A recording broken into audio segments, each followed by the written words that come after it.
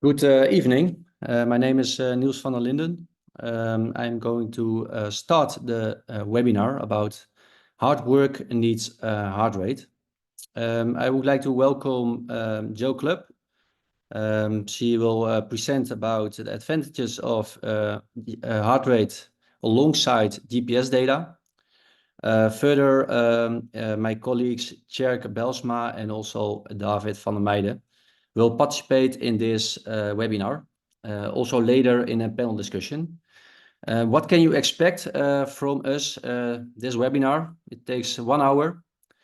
First, we start with a little bit of context why we hold this webinar. Then my colleague Tjerk will continue, and then Jo Clubb will tell you more about all the advantages of using heart rate alongside GPS. Okay, why did we organize this webinar? I'm Niels van der Linden. My background is also sports science. I'm managing director of Demcon Johan Sports. We are a supplier of GPS and also heart rate sensors, all in one device. And what I've seen so far in the last decade is that a lot of teams were using heart rate a decade ago, and now all the teams are using GPS. And this raises questions to me, like, okay, if this is not used, is it then still important, heart rate?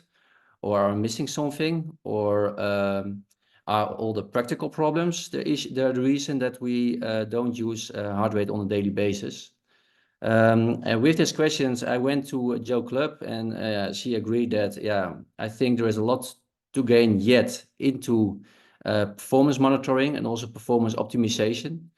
That's why we have this webinar. So the vision we have here is that health is where the heart is. We excel in maximizing player performance. I mean with that is that we can push the gas pedal of the player really good. We can measure it very accurately. With the GPS, you have seen in the last decade that players get faster. You can see it in the max speed, a lot of gains. However, are we not overlooking also the human behind the athlete? And with the human, I also mean health. And health is mainly one of the indicators of health is heart rate, because if you are stressed, you can measure it in your heart rate variability. If you have other things, you can measure it in your heart rate max or in your resting heart rate. So yeah, this is the reason. Yeah, we have integrated GPS and heart rate. And for the performance coaches, of course, yeah, you are always looking for new things to optimize performance. You are already doing acute chronic ratios. You have benchmarks of exercise types. You know exactly how many meters, how many accelerations, decelerations a specific exercise delivers to you. However, what about the heart rate recovery? So do you also know the fitness of the player? Because in our perspective, you cannot see GPS and heart rate as separate things, but you should combine them. And if you combine them, our perspective is that there is a lot to gain. So that's why we integrated heart rate with GPS.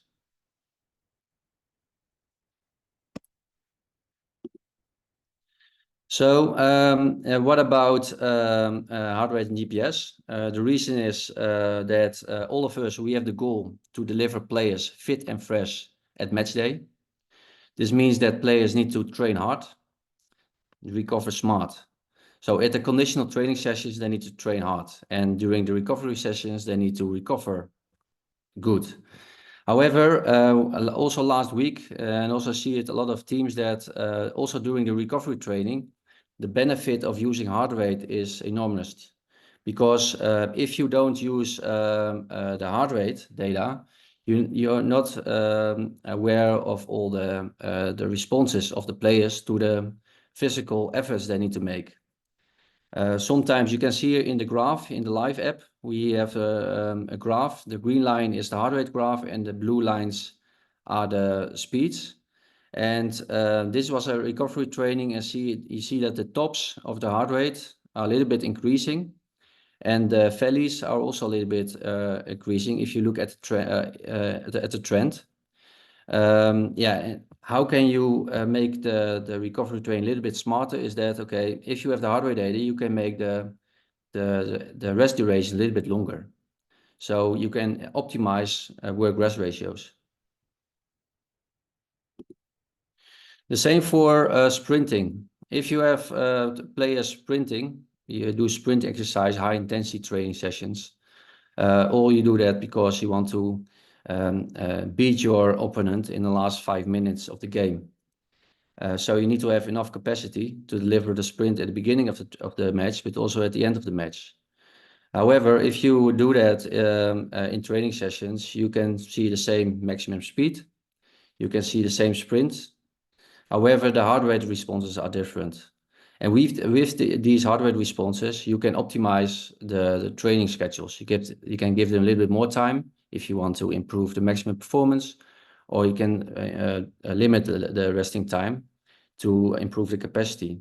Every play is unique, and you only know by looking at the data. So I told you in the beginning of the webinar that there are some practical challenges, like we like to use heart rate data alongside GPS. However, yeah, we see some practical challenges, like I don't want to care for two devices because each device has a battery. I need to upload the data, but also players don't want to wear two different devices. That's why we built GPS and heart rate into one sensor. To solve this practical challenge. My colleague Tjerk, he's CTO of Demcon Jongensports. He will explain how we integrated both GPS and heart rate together in one device, but also the technical challenges there are to deliver accurate data for both GPS and heart rate, because that's important. Thank you, Niels. Yeah, so I'm Tjerk Belsma, CTO of Jongensports. Yeah, creating a GPS tracker with a heart rate sensor, it's not hard, but you need to do a few things right. As Niels said, by integrating both in the same device, GPS and heart rate, you make sure that you store the heart rate at the same time as the GPS data. So that's one thing right already. Then the next thing is, can you go to the next slide, Niels? So the next thing is that you have to have the electronics right. You can change the filters, but you need to start with right electronics, so the hardware. Heart rate is measured in the millivolt domain, so you measure the millivolts over the body. And that means that small disturbances in electronics, so EMC, can create noise on your signal. You have to avoid that. Such noise can come from electronics in the device itself, so from LEDs and so on, and therefore you have to carefully route your electronics on the PCB. Next to that, you want to use the right components. Therefore, we chose in Jongensports to use clinical grade components, such that we start with good ECG measurements. Then, if you have ECG measurements, what do you get? Well, you get a QRS complex. That means that you have, the QRS, as you see here in the top left. From that, you have the R peaks that you can use to determine the heart rate. So the R to R peaks is the time you can divide over 60 seconds, which gives you the heart rate. Then if you have the signal, so you have a heart rate, the signal is not really pure. As you see in the left top, you get a raw signal with a lot of noise. Then what you need to do is get rid of the outliers and filter and smoothen the signal to get a nice heart rate graph as you see on the right. What we aim for is that we have a good performance that is similar to the golden standards. In our field, that's typically the Polar H10. So what we do is we have the right filters and we check and compare that our filters result in a similar kind of heart rate performance as a Polar H10. We also did a comparison for that, and you can see it in the top right if you get the slides later on, or if you view the video. This is where we present our comparison with our Johan Pacer along with the Polar H10, and we see that, the performance is quite similar. So doing this, we have a good heart rate sensor, and we also see that heart rate is relevant. We also did a study where we looked in the Eredivisie, the first division, and the secondary division. We looked at how many teams are using heart rate, and it's actually the majority. And they do that, well, either every training session or quite often in the week. Why do they measure? Well, they measure to determine if they need to recover and if there is fatigue or to prevent injuries. So yeah, if you have a good sensor for heart rate measurement, you can really use that in your daily practice. Okay, so this is our this is the sensor that we have, and now Joe Clubb is gonna present.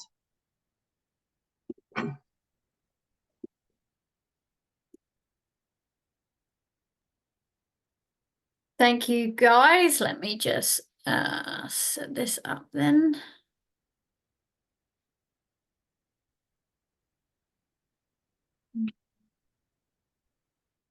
Do you see the presenter view or just the slides? Presenter view? We see the slides. You can see the slides. And everything else around it, or just the slides, Niels? Just the slides. Okay. Okay, great. Yeah, so thank you guys for having me. This is an interesting topic for sure, because as we have said, heart rate has definitely sort of gone out of fashion. I think in recent times, particularly because now the external load tracking technologies are generally so much more accessible. People seem to see better compliance, easier practicalities, but arguably we're missing a big piece by overlooking heart rate. So just briefly then, my background, for those who don't know, I'm a sports scientist. I've worked predominantly in team sports, both in English football and then in America with the Buffalo Sabres in the NHL and then the Buffalo Bills. And since 2021, I've been self-employed. I've set up Global Performance Insights, which is a company that provides sports science support to teams, governing bodies, sports tech companies, and as well I try to do a lot of online education and open access content through my blog and YouTube channel. So I know everyone on here is going to get the recording, so we have a limited time frame, but I hope I don't go too fast, but hopefully you can come back to the recording and go back through anything you're unsure of. So I just want to start by briefly touching then on training theory. I'm sure everyone watching here is more than aware of this foundational science that we base our training load monitoring upon. But basically, there is a training stimulus from which there is a negative effect initially of fatigue, but there is then a longer term positive effect in fitness.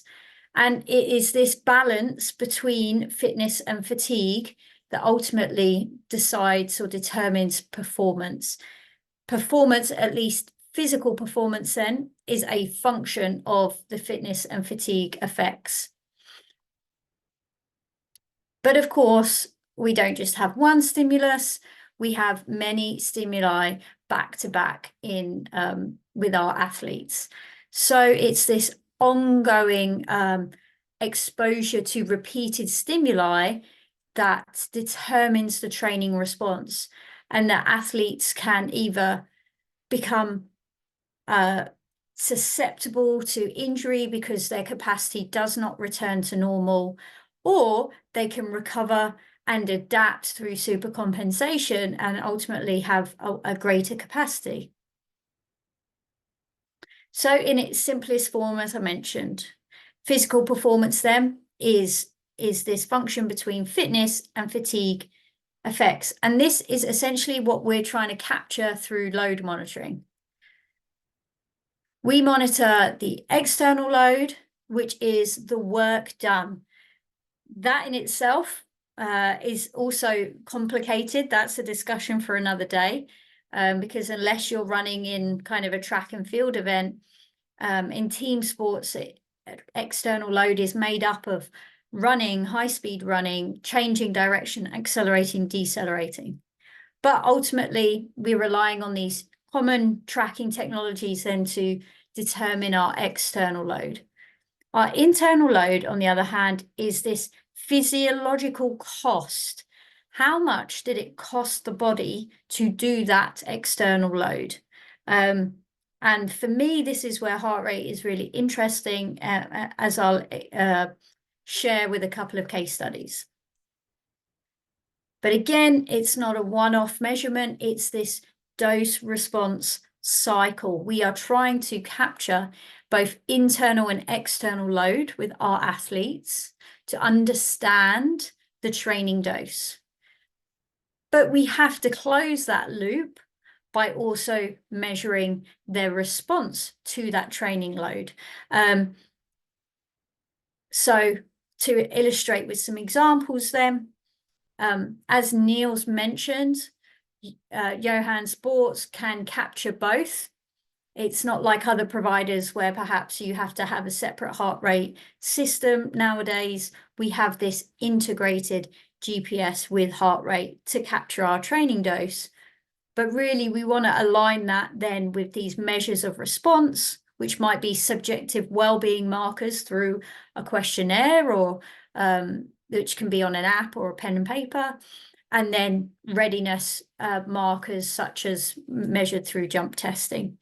Again, that's not the focus for today, but it's some foundational theory upon which our training load processes are based. So, as I mentioned, we have these different dimensions to training load. We have the work completed, the external load, but also then this internal load, the physiological and psychological stress. And that is what determines our adaptation. So we want to make sure that we are capturing these different dimensions. We can do that objectively, as we said, internal load through heart rate, external load through GPS or any sort of similar tracking technology. I also really value subjective markers. And again, RPE is maybe another marker or measure that has gone out of fashion a little bit. Internal load, the subjective understanding of the intensity with player RPE. A subjective marker of external load is harder to determine, perhaps not even necessary, but I have found perhaps coach RPE can be interesting from that perspective. How much work does the coach think the players had done? How much from the outside does it look like was done? So whenever we are collecting data with our athletes, we have to think critically about how much value we are getting out of what we're asking them to do. We now live in a world where we have a whole ton of technology available to us. It's not like 10, 20, 30 years ago where it's just a heart rate belt or just a GPS measure, a device. So I like to think about data collection in terms of this value burden matrix. Ideally, we want high value data collection that we can use and make real decisions and interventions based on a low burden, not too much extra work required of the athletes. Sometimes those high value but high burden measures are justifiable as long as we've got that high value, but we want to avoid these low value data collection processes that we're not getting much out of. So to illustrate this, for example, with a wellness questionnaire, we could get our athletes to do a rescue, the validated tool that's used in research, which is 76 items. I don't know about you, but I wouldn't be able to get my athletes to do that every morning, versus then this more practical 5-item questionnaire that's widely used. Yes, we've probably reduced the value somewhat, but obviously we've vastly reduced the burden. So thinking about this value burden matrix as we go along and thinking about how you can maximize the value you're getting without increasing the burden on the athletes too much. So one of the key ways I think we can do this is through invisible monitoring. Now, invisible monitoring is not about, some people worry that it's about checking on the athletes without them knowing. And that's not what this is about. Invisible monitoring is about getting more monitoring information out of the data that we already collect. And so I have a video on this on the Global Performance Insights YouTube channel, and we're going to talk through a couple of examples now of how you can monitor your athletes in this invisible manner. So, okay, so here we have a case study of an individual, a footballer, over 6 months or so.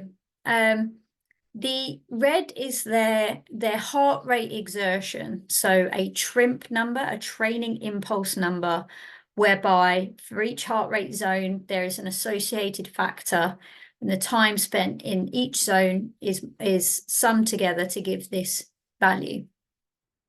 So we've plotted over this portion of the season their actual heart rate.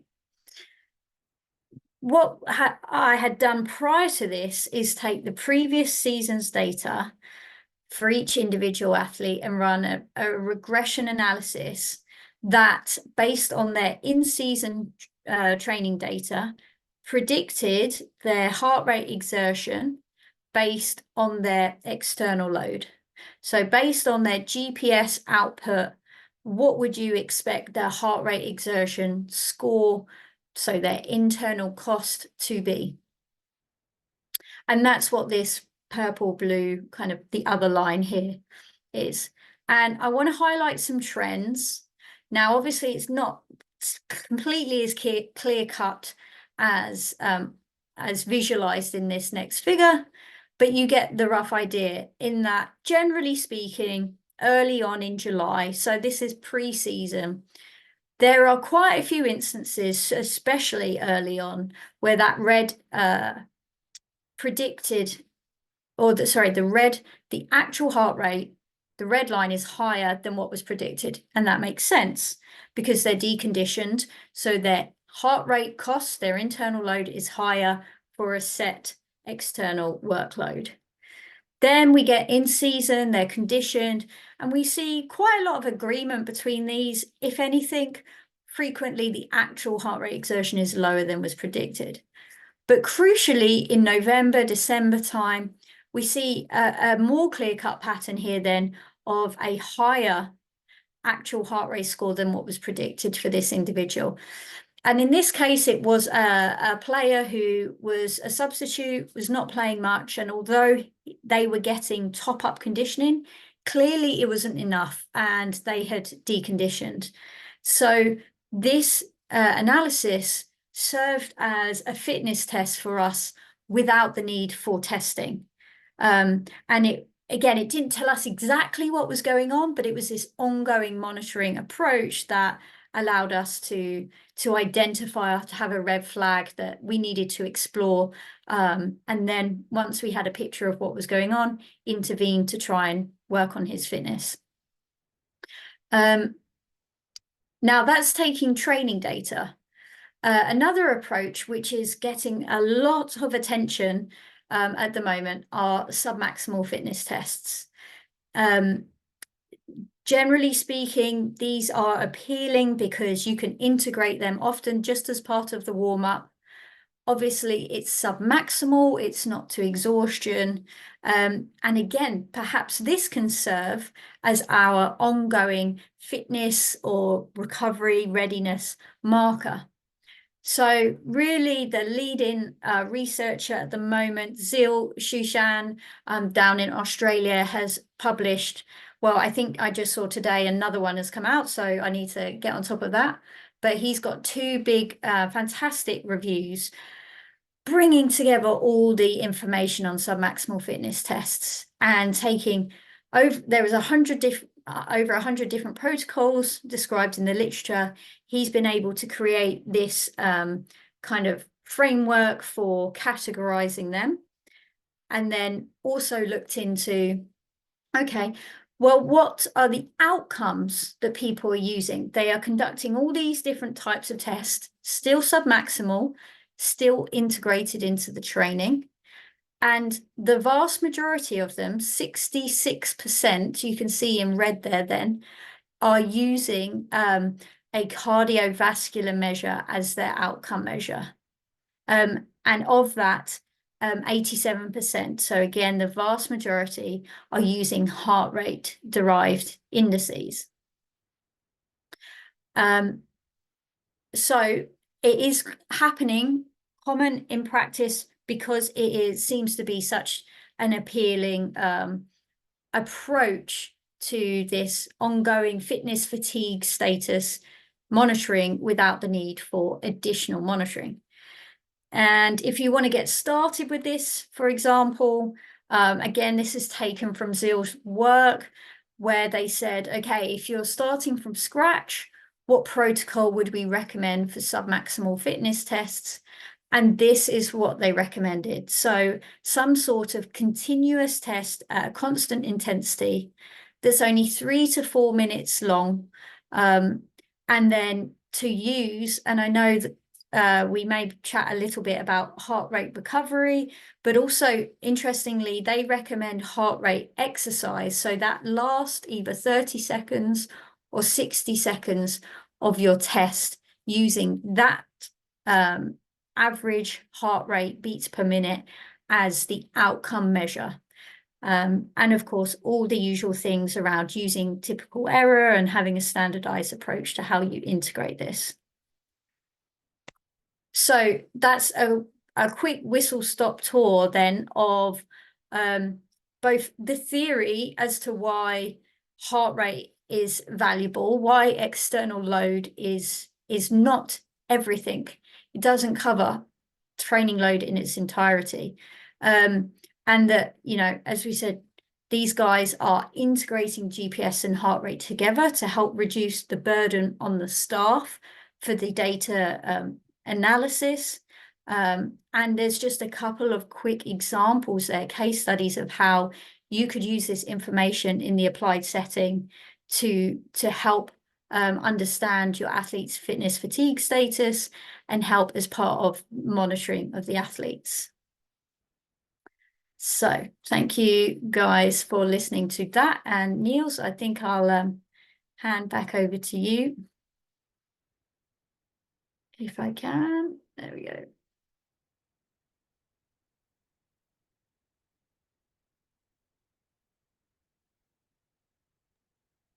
Yeah, I will take over again. Then we go to the panel discussion. If there are any questions from the attendees, you can put them in the Q&A. It's in the bottom of your screen. Tjerk, my colleague, will select them, and we will cover some of them. We will start with a panel discussion about certain topics that I get back often from clients and also non-clients. Of course, there are people that love heart rate monitoring, but there are also people that have their questions about the practicality of using them on a daily basis. Now, I will share my screen and then we continue with the panel discussion. And if you have questions, please put them in the Q&A.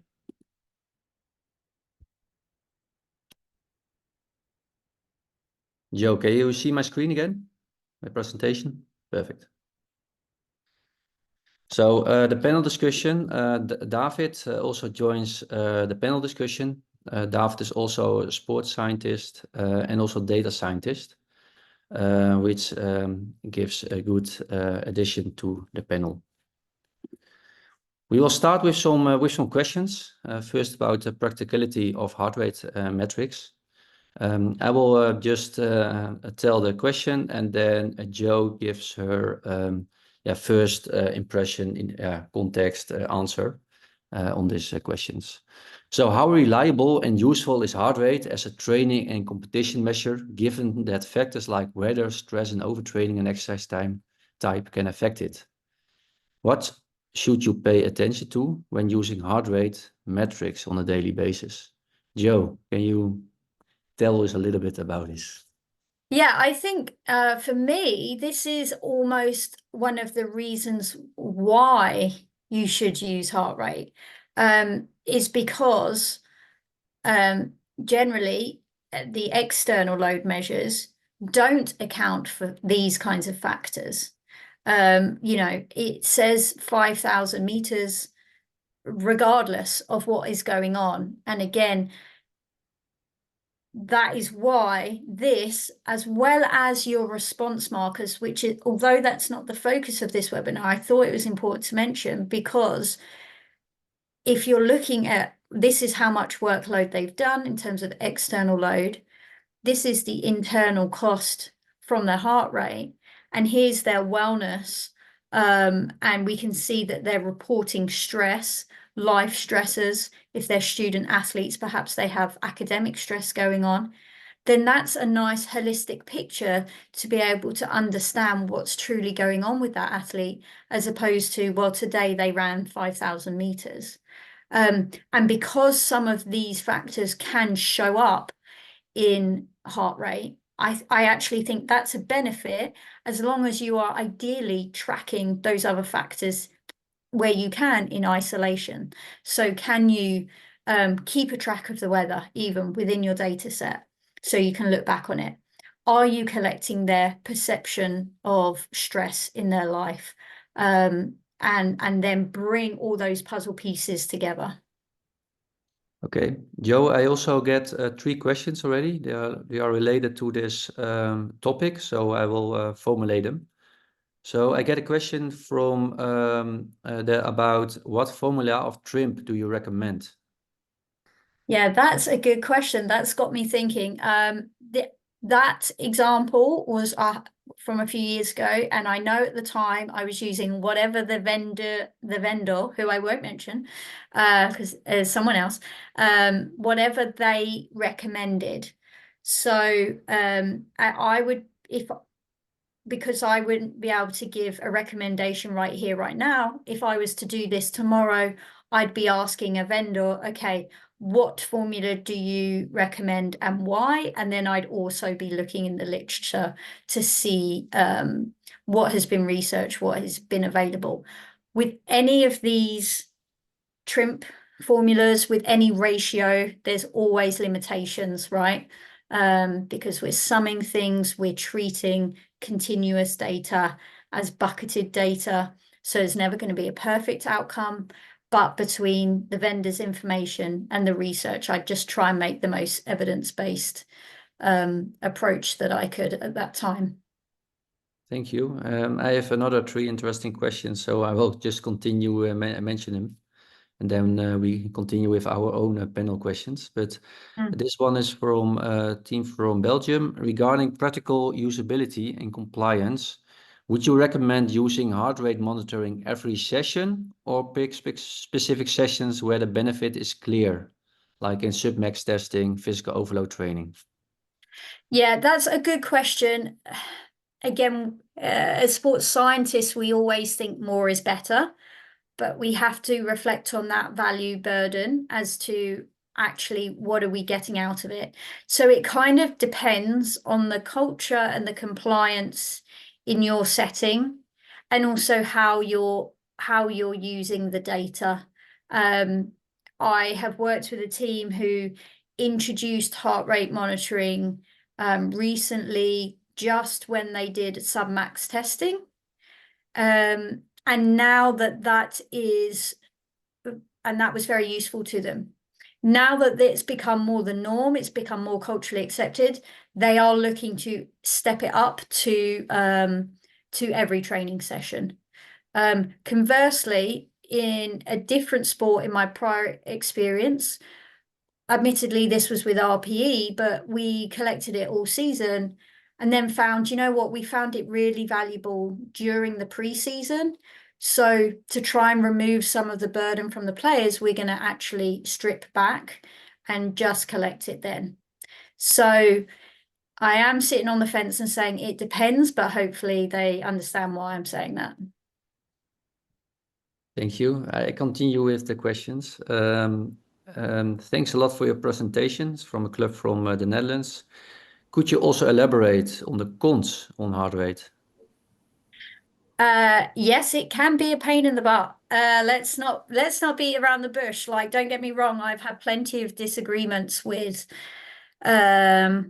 athletes, with practitioners, about trying to wear it. I've worked in environments that don't, and particularly, you know, one of my experiences in working in American football, where the variation in size between athlete meant that, you know, having team belts that a tiny player might pick up one day and then a massive lineman might pick up the other day, it just was not in that setting practical enough. Now, arguably, you could buy one for everyone, you could have a specific belt.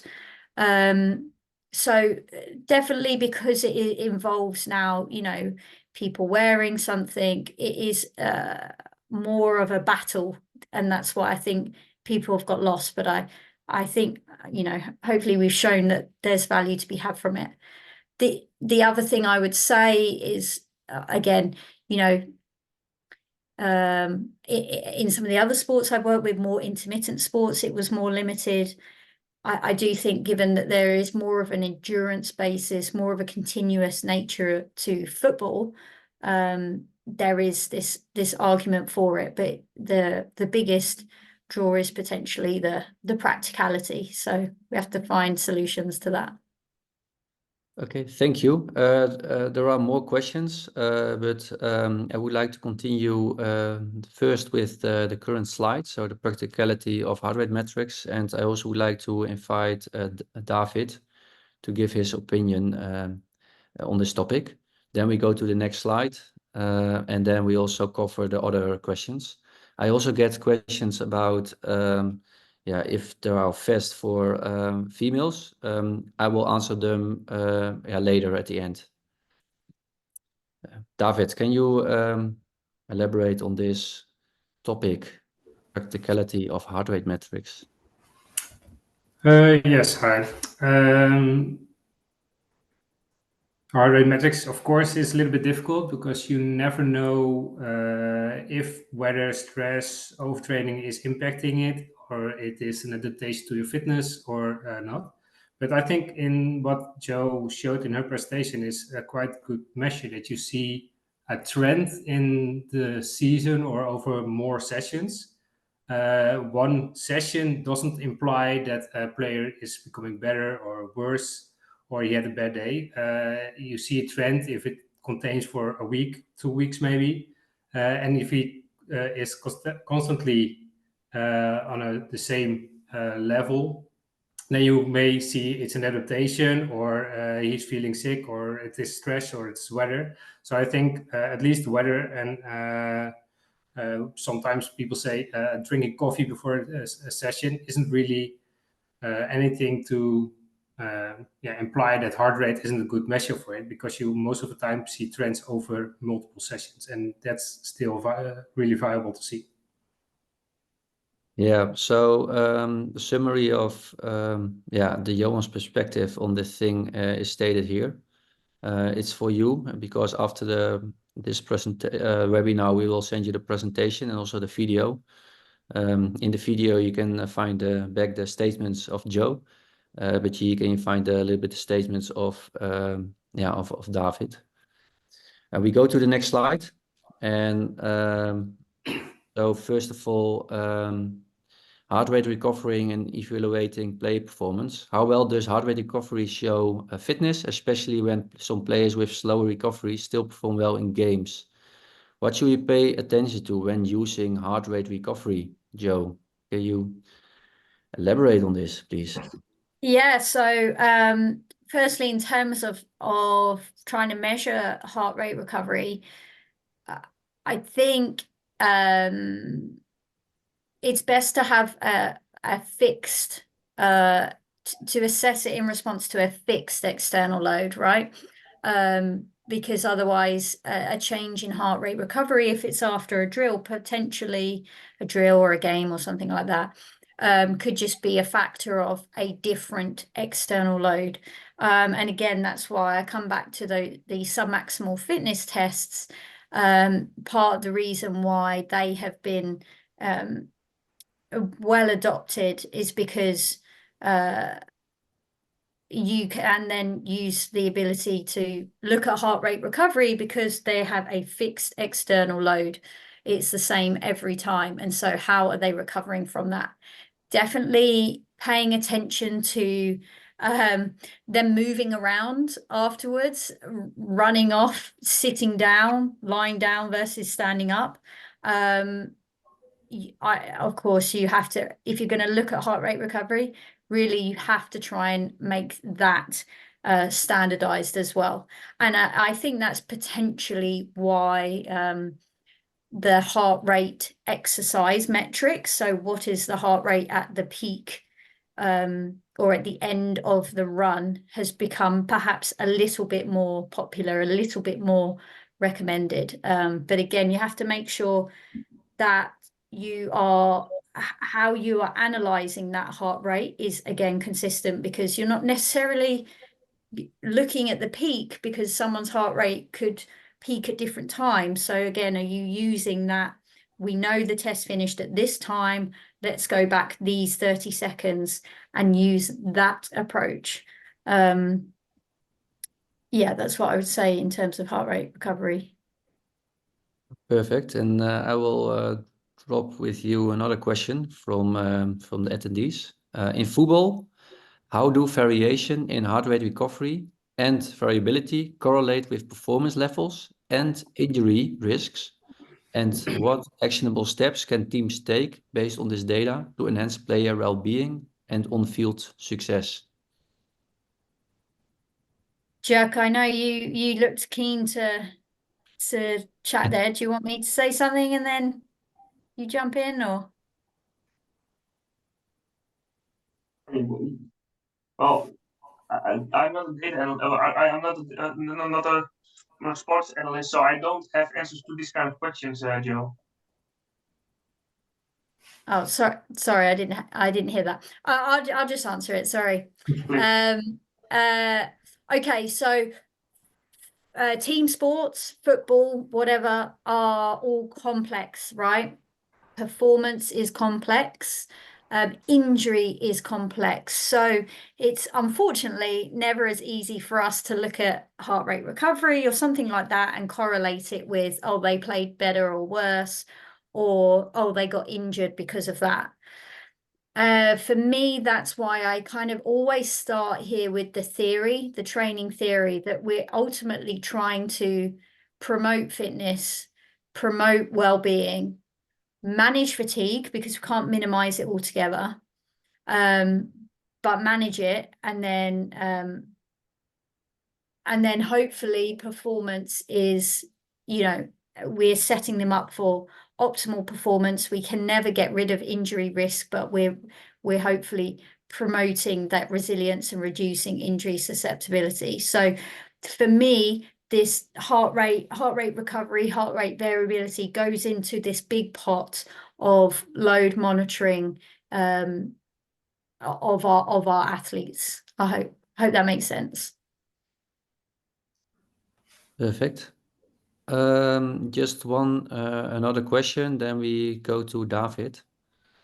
So what is here? Can you elaborate on how one might use heart rate as an indirect indicator of recovery from external load?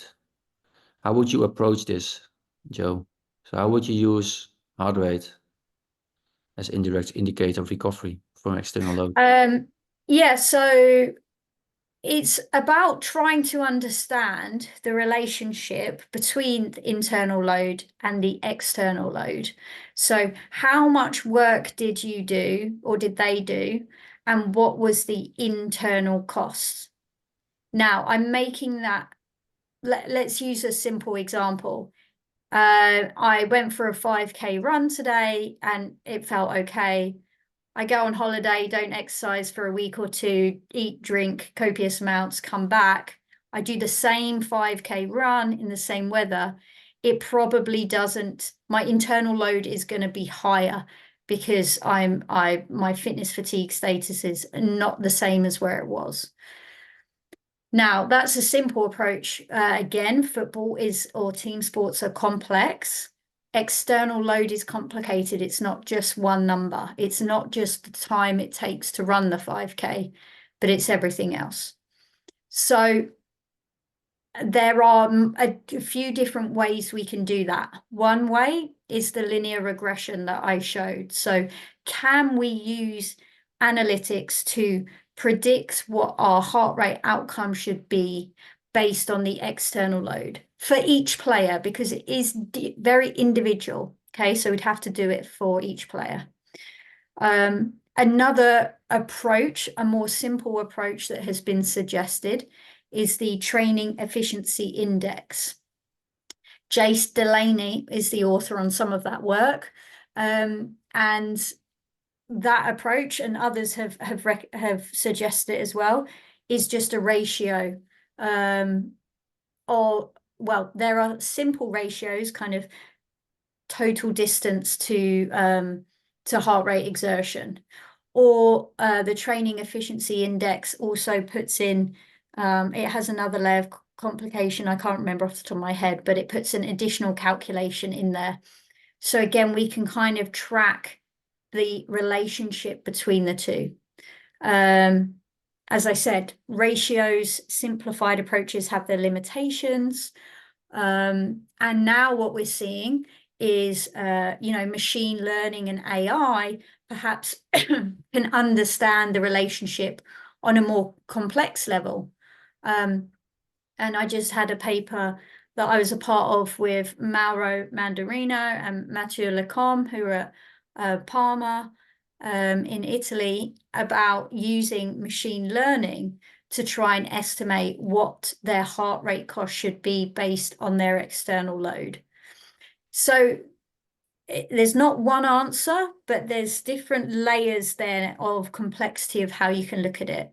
But it's about understanding that relationship between the two and seeing when it diverges. So when it's not as expected, that could be a flag, both for it could be a flag for fatigue, it could be a flag for worsening fitness, could be a flag for improving fitness. We then have to dig a little bit deeper.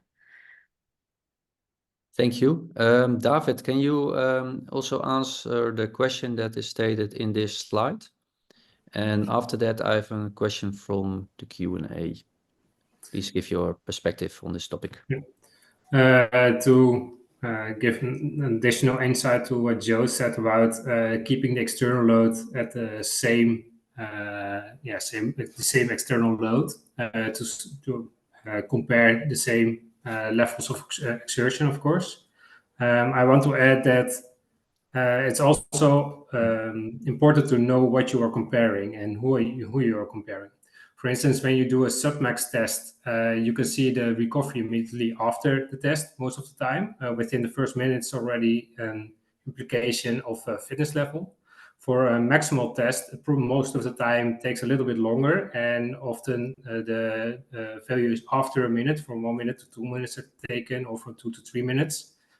Because the body has to adapt a little bit. It has to get into recovery mode, and it takes a little bit more time.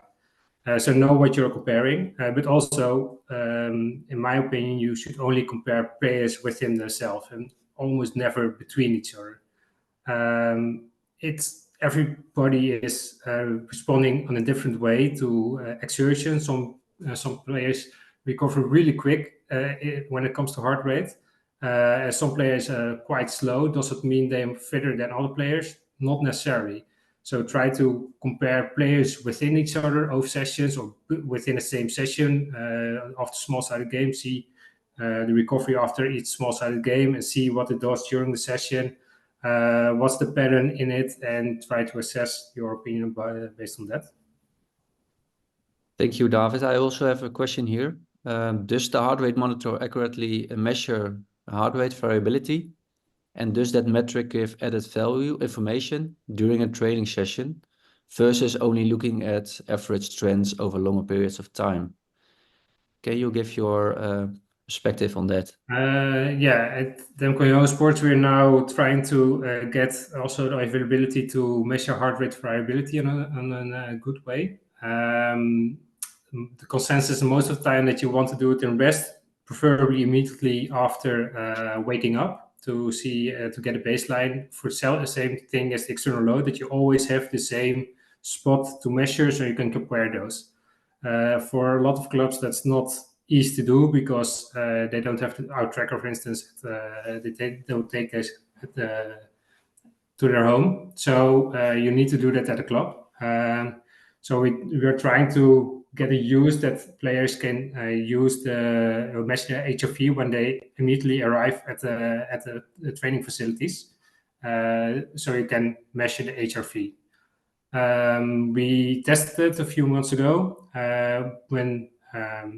to see if our trackers are good enough to measure HRV based on solely placing your fingers on the back buttons of the tracker, so you don't have to wear the strap in completely and make it wet and see if that's quite a big burden.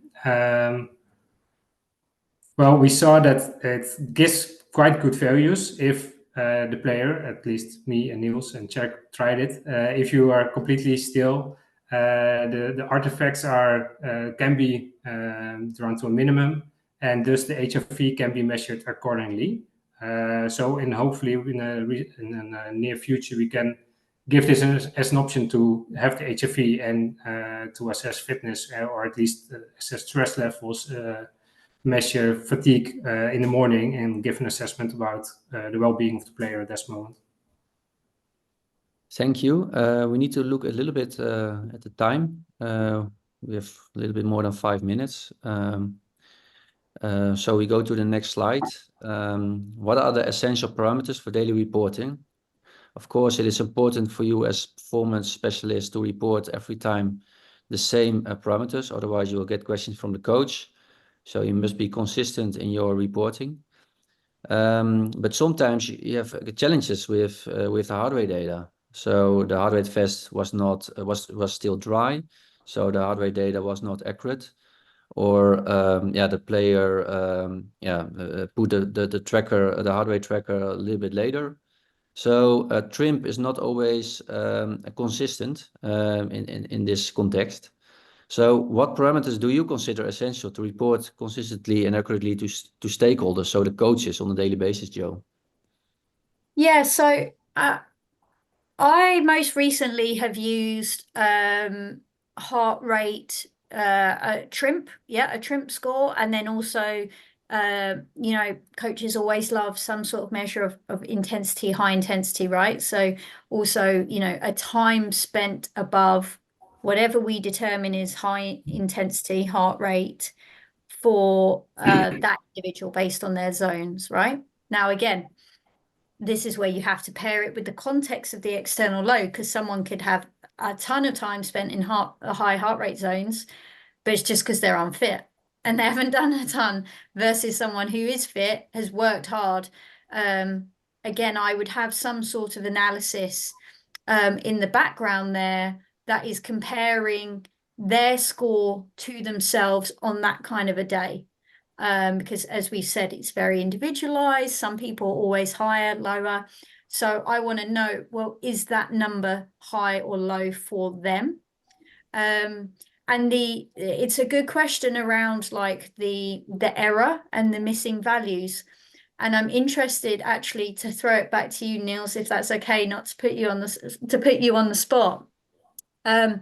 Whether you guys have like a guidance in terms of the errors or the artifacts that you see with heart rate and say, you know, does it say that X percentage is missing, or that, you know, and if it's therefore this much percentage, you shouldn't report it? Or do you even have a tool that allows you then to estimate what's missing? What do you guys currently do? Yeah, what we advise now to clients is to make the vest wet before use it, Yeah. because that solves all the problems. And I think if you make it clear to the coaches that heart rate is important and make it part of your routine, I think you must be able to have all the heart rate data. But your suggestion, I really like it. I must discuss it with Chirk after this meeting, webinar. But Sorry, I Jack, I've think given we you some can. work. I think we can avoid a lot by just making it a morning routine or an afternoon routine. Just make your vest a little bit wet, and you have always reliable heart rate data. Yeah, it's the Um, same as, sorry, just to say, it's the same as, you know, GPS, and I don't know if this is true of your technology, but you know, I always used to have to, you know, take it outside a bit before so it could lock onto the satellites. exactly. You know, Yeah, that those kinds of normal protocols, and to, you know, dampen a vest alongside that, to me is not a massive burden. So it's just that exactly. consistency. It's just routine. Make it important for the coaching staff, and then also report the heart rate statistics back to the players and tell them why it is important, how it can help them to be fit and fresh at match day by making the recovery trainings really a recovery training and not a hidden conditional training. I also have a question. From what age on do you recommend to work with heart rate, Joe? Great Last question. question. What age do I recommend? I don't know if there's a physiological answer to that. I'm trying to think of kind of Rodri Lloyd's maturation model, and at what point the kind of more endurance physiological adaptations take place. I'd probably, just generally speaking, I'd be looking to expose youngsters, say if you have 13 or 14-year-olds in your academy, I'd be looking to expose them to heart rate monitoring as part of an education piece from time to time. Have them wear the belts if you can get belts that size as a way of starting that education young. But then again, it comes back to the control and the decision making. So I wouldn't probably monitor 14-year-olds full time, because also they've got so much other stuff going on. You're missing a lot of training load at school, in the playground, with other teams they play for. Once they're full time in your program, you know, 16 years, 15, 16 and above, and you've got a bit more of that control over them and their training load, is probably going to be practically speaking, when it's of most value. But it's a good question. There was also the question on the female vest that you were going to answer, Niels. Yeah, so yeah, we have a female vest, but I also would like to ask you, Joe, do you need to handle female athletes different from male athletes? Because there's a lot of research about heart rate with male and limited research about heart rate in the females. Yeah, Yeah, we're we in the have just 1 last minute. minute. Maybe we go out a meeting, but yeah, so I will ask you this question, Joe, and I will email your answer to all the attendees. Okay. Because yeah, we are running out of time. So I also get interesting questions about fast, fiber, explosive players. And actually, that was also a question here, because yesterday an article was published about, yeah, is Zone 2 training outdated in football? Yeah, we will also answer this, yeah, our perspective on these questions and email to you. Yeah, we are running out of time. Next week, there is another webinar from one of the users of Johan Sports. It's FC Twente. The title is Work Hard, Recover Smart. He will show all the use cases, how he uses it on match day -4, match day +2, what kind of information he gets from the live app, just to give it a little bit more practical implication next to the context you get now with the educational things and the theoretical framework from Joe and also from us. I would like to invite you to also be there next week from 7 till 8. You can register. I will also send it in an email, which will be sent tomorrow or the day after. Joe, I would like to thank you a lot because also if I look at all the questions, I see that this topic is interesting very much to people because the question is heart rate still important or it isn't important anymore? I think it's still important. I hope to speak the people later in the chat. I will answer all your questions and email you the presentation. And Joe and I will discuss and evaluate the webinar. And I think it would be nice to have a follow-up, but that's something we will discuss later. Joe, do you have a final word to everyone? Thank you everyone for coming, for all your questions, loads of questions. Sorry we didn't answer them all. I know wearing heart rate belts can be a pain and not so practical, but I think just because, you know, the player tracking devices, the GPS is so much more easily managed nowadays, doesn't necessarily justify just doing that. So I think we have to think and reflect upon how much more value perhaps we could get out of heart rate as well, and maybe that does justify the burden of adding that into our load monitoring program. Thank you for your final word. And I would like to thank all the attendees as well. And I hope to see you all next week, Tuesday evening, 7 o'clock Amsterdam time. Thank you. This is the end of the webinar. Bye.